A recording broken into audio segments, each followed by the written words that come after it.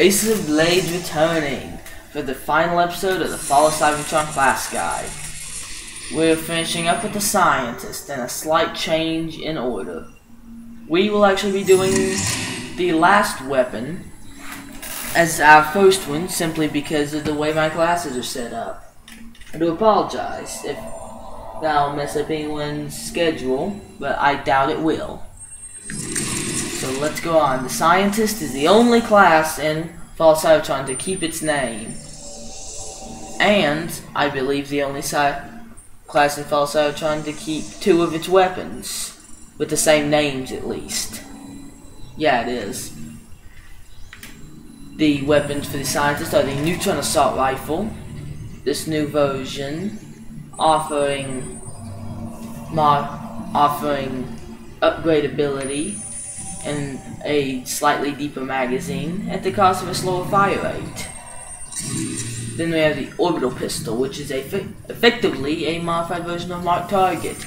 It marks the enemy with an electronic signature which reveals their location and decreases their armor. Successful hits will decrease their armor further, effectively making it a gun form of Mark Target. The one interesting thing of note is it's the same model as the V-32 Cybercorruptor from Campaign. For a slight fanboy moment, if you'll indulge me, is that this device is simply a targeting pistol, which in multiplayer it's delivering an electronic signature for tracking. But in Campaign it's unleashing what the game guide calls a destruction chip virus, effectively causing the enemy to think friends are foes and vice versa.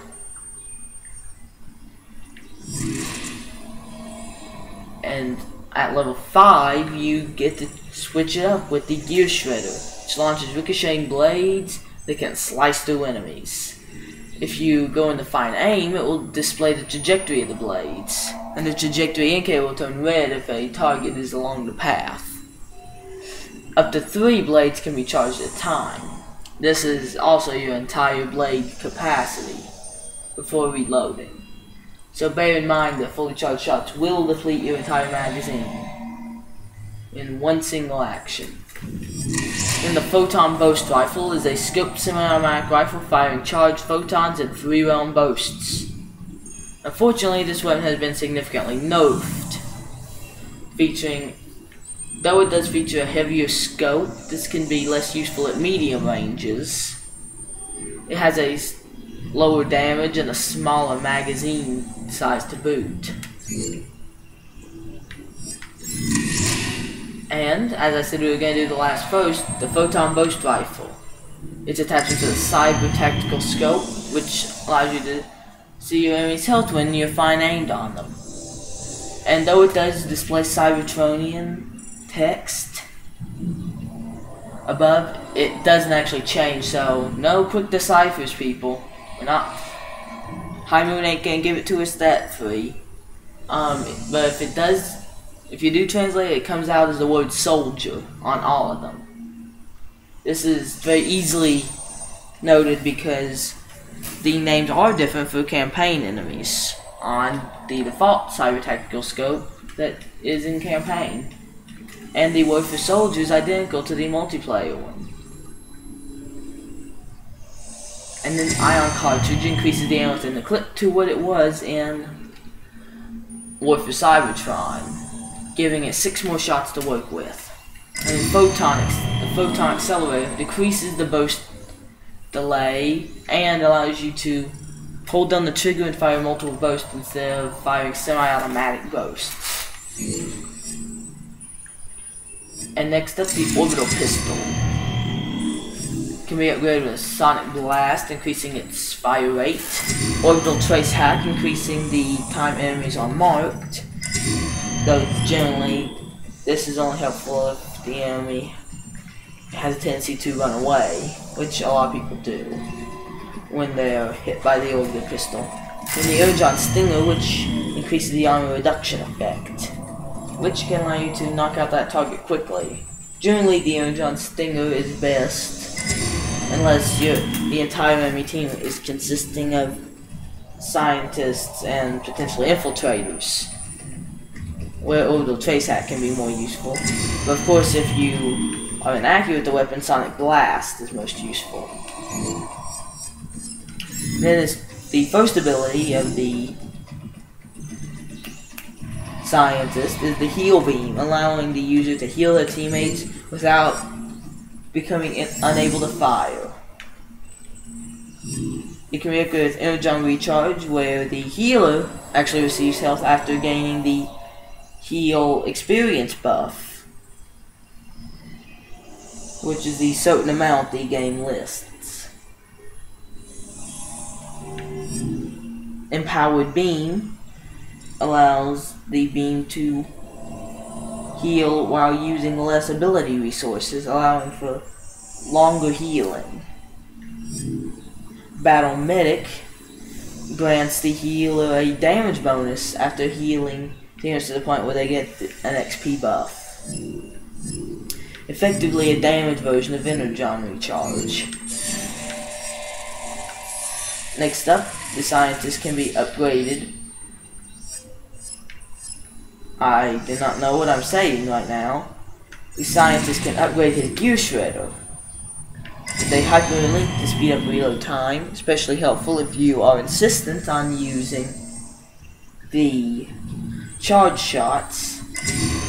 The Tachyon Transmitter, which increases your foot speed while in fine aim. And finally the Torque Ripper, decreasing its charge time. All these can be helpful depending on the situation. It's just a matter of personal preference. Stuttering all over myself. The ion cartridge increases the neutron assault rifles ammo within a clip, allowing for more sustained fire. Cyber optics increase the weapon's accuracy, which is helpful for medium to long range fights, and the quantum stabilizer has a similar effect, completely eliminating the weapon's recoil. All of these can be useful. The ability to fire for longer without reloading is always good. The cyber optics can make more of those shots count. Or you can go for the quantum stabilizer if the recoil is proving problematic for you. And finally, the Battle Sentry ability. It deploys a Battle Sentry that will automatically attack any enemy within its sights. And it can be upgraded with a Resource Recycler, in which it doesn't use resources unless it's damaged, effectively allowing Sentry to stay indefinitely unless it's destroyed by the enemy. Rust Sentry, which reduces its range but allows it to fire a slowing beam at the target, making it very hard for them to operate efficiently in combat. And finally, the Power Core can be installed to increase its damage. Now, the armor sets available to the scientists are those of Jetfire,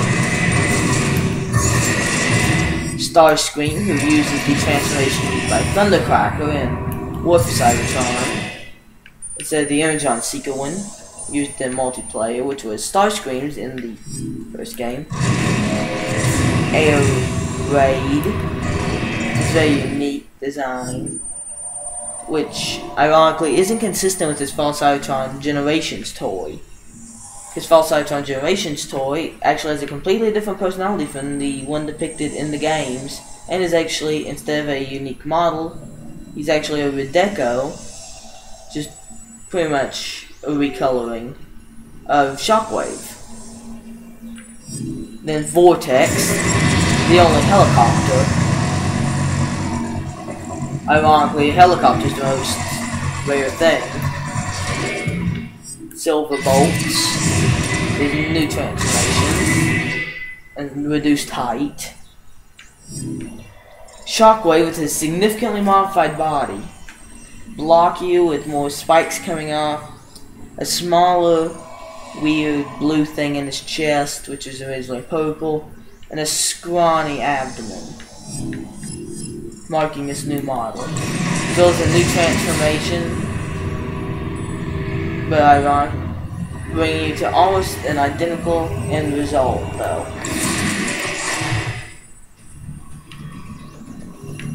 Blast Off, featured in the Havoc pack, is a very unique transformation. Very oriented on a major spin, and new to this game. He's also one of the flying Combaticons introduced in this game. Sharp Shot. No, I was wrong. On the Titan guide, I believe it was, where I thought it was the Bruiser head that you got, it's actually Sharp Shot's head. I get the two mixed up occasionally. Sharp Shot's insect form is this weird beetle. The ladybug's the only beetle that flies. Ironic. Then we have Kickback. With his mosquito-like form. Very unique Cybertronian indeed. And his conch shell style shoulder plate. Then we have Swoop, changing into a Pterodon. Allowing for another unique transformer design. The unique heads are Hunter, which is Swoop's Dinobot form, which actually works quite well, allowing me to demonstrate. It looks as if the head doesn't change size much, and it looks like it could be about there. You have Tyrant, which is the head of Metroplex. Unlocked for Enter Prime. Hunter, by the way, was unlocked for reaching level 25 as a scientist. Pest. No, this is Sharpshot's head. I was right in the Titan guide. This is Sharpshot's head. Fortunately, I haven't reached 25 as a prime yet, so I cannot demonstrate it. Then we have Elite, which is Starscream wearing his crown. This crown's actually a silver version of the one you can get in the mission Starscream's Betrayal. And that concludes the Fall of Cybertron class guide. Goodbye, and see you in the future.